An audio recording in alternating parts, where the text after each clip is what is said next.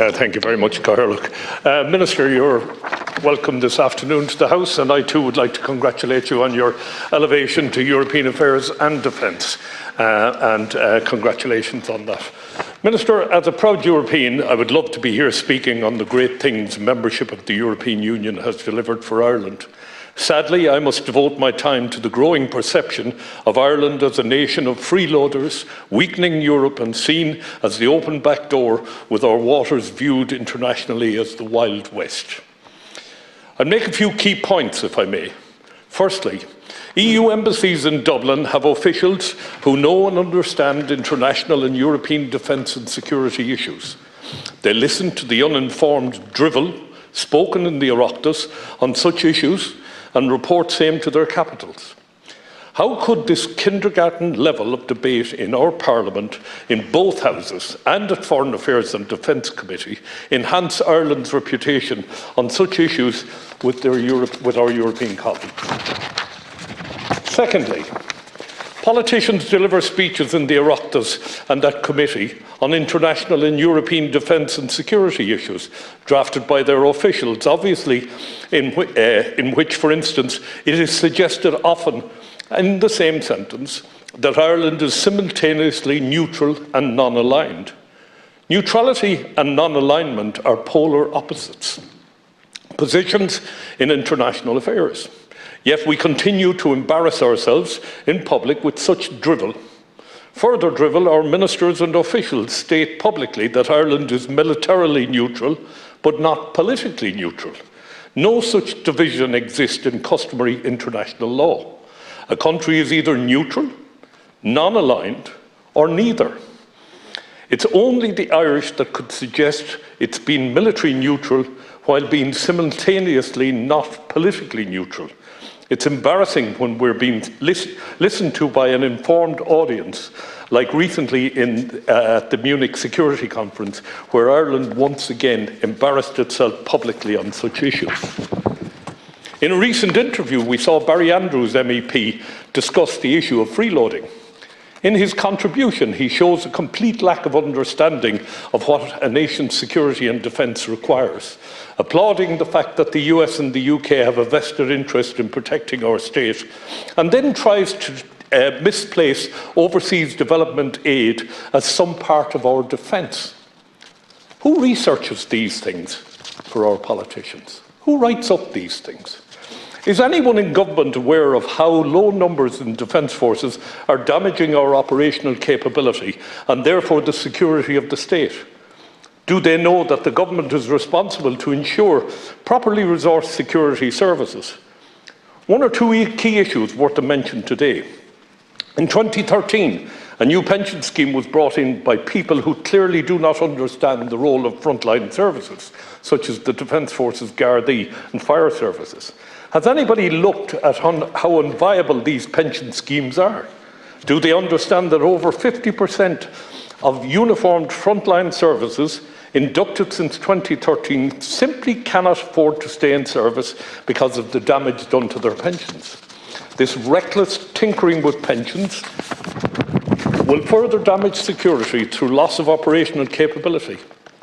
As Europe's open back door, serious damage has been done to our ability to secure our skies, patrol our waters, and fulfil domestic and overseas commitments.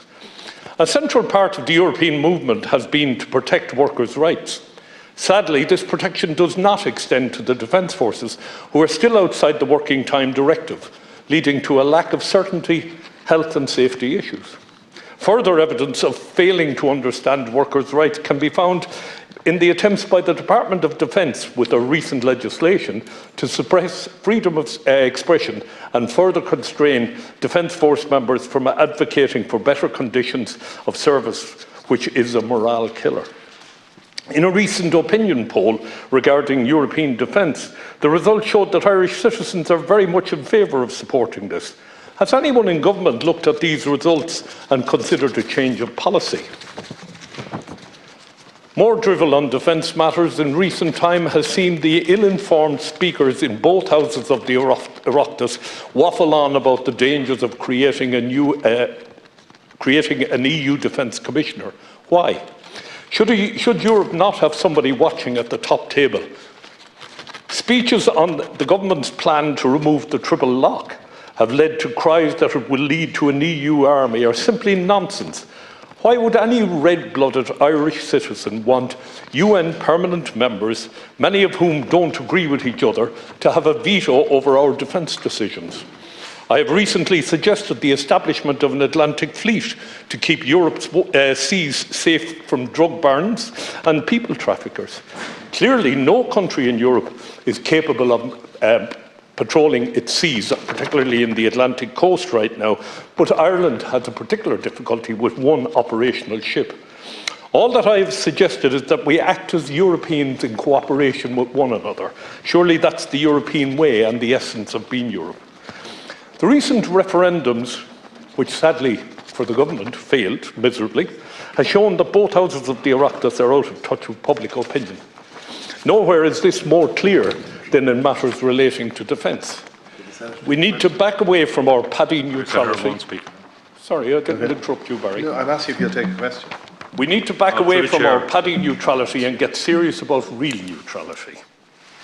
Our negligence in all matters of defence and security will, in the heel of the hunt, damage Ireland's attractiveness for FDI, and once lost, it will take years to retrieve. Lastly, Minister, and I regret having to point this out, your portfolio includes defence, yet we are told that you have no role in defence. That is simply unacceptable. I believe that you're a strong minister. I believe you would be wonderful in day-to-day operation in defence. I believe you would have a serious role to play. But the fact that you have been neutered for all intents and purposes caps everything I have just said about the seriousness we take with respect to defence in Ireland. We need somebody like you, 24 hours a day, 7 days a week, keeping an eye on the tiller in defence. The Minister for Foreign Affairs is far too busy to be able to devote the amount of time that's required in the defence area in this country. Minister, I have travelled the length and breadth of Europe. What's been said to me about our attitude to defence is really, really heartbreaking. I served proudly in the Defence Forces, and many of my former colleagues are deeply, deeply concerned at the direction we're going in. We need, I saw a photograph of you, I commented on it, a photograph of you outside Newbridge. You should have been inside. You should have been in there kicking ass and taking names, because we need somebody there who will drive the thing forward. Government has put money there, but sadly, there is no outward evidence of any change. We seem to be obsessed with tribunals and things like that. We need, my colleague Senator Ward mentioned radar. Surely to God, radar should be in place now. That's 2 years, 2.5 years ago. Where we stand right now is terrible. And going back to the issue of the 2013 pension, expecting people who have been on accelerated pension because they're in highly dangerous jobs to retire at the age of 55 and to be given a paltry pension of about 11,000 a year and to have to hold on to that pension until they reach 66, when they then get it supplemented with old age pension. The people who drafted that pension knew nothing about frontline services, knew nothing about Gardaí, knew nothing about Defence Force personnel. Unless we reverse that and change that, we will not have the people. We are losing Defence Force people at a rate of 50 per month. We need somebody in Newbridge watching what's going on to change the direction in which we're going. Fine Gael have had the defence portfolio for the last 20-odd years. We need somebody to go back in there and reverse the damage that has been done. And I would ask the Minister with responsibility, the Senior Minister with responsibility for defence, I hope he's watching this, to actually turn around and say to you, Minister, I don't have the time to be in Newbridge. I know you've got European affairs, but surely you can get some time and spend a half a week in Newbridge and do something. Drive the change that's needed. Get the people in defence behind you. We're losing Gardaí now at the same rate we're losing Defence Force people. So get the people behind you. Drive it forward. I commend you for coming here today, and I thank you. And I do know you'll do a fine job in European affairs. I just wish you were given the time to do a fine job in defence. I have confidence that you would actually achieve something there. I'll leave it at that. Thank you.